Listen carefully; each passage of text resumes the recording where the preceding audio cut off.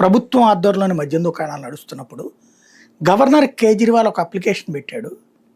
ఏమనయ్యా అంటే ప్రభుత్వం తరపున అక్కడ లెఫ్టినెంట్ గవర్నరే ఫైనల్ డెసిషన్ మేకర్, సీఎం కాదనమాట. కాబట్టి గవర్నర్కి ఒక అప్లికేషన్ పెట్టారు. ఏమనయ్యా అంటే ఇట్లా ప్రభుత్వ మద్యం దుకాణాల వలన 2000 కోట్లే వస్తుంది, ఇది ఇంకో 1000 కోట్లు ఎక్కువ ఆదాయం వస్తుంది ప్రైవేట్ మద్యం దుకాణాలు పెడితే అని చెప్పారు. అప్పుడు గవర్నర్ అడిగారు, ఇదే పర్మిషన్ ఇచ్చారు, ఎక్కువ డబ్బులు వస్తుందన్న.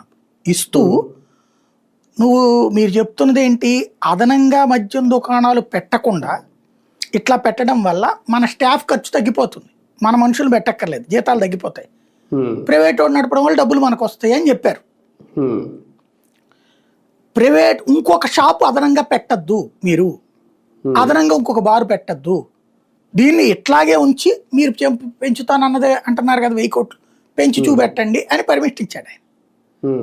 సీన్ కట్ చేస్తే వీళ్ళు అసలు గవర్నర్తో సంబంధం లేకుండా షాపులకు లైసెన్సులు ఇచ్చుకోవడం మా అర్హత అన్నట్టు దగ్గర ఒక 500-1000 షాపులో కొత్త ఇచ్చేశారు పర్మిషన్, ఎక్కడ పడితే అక్కడ.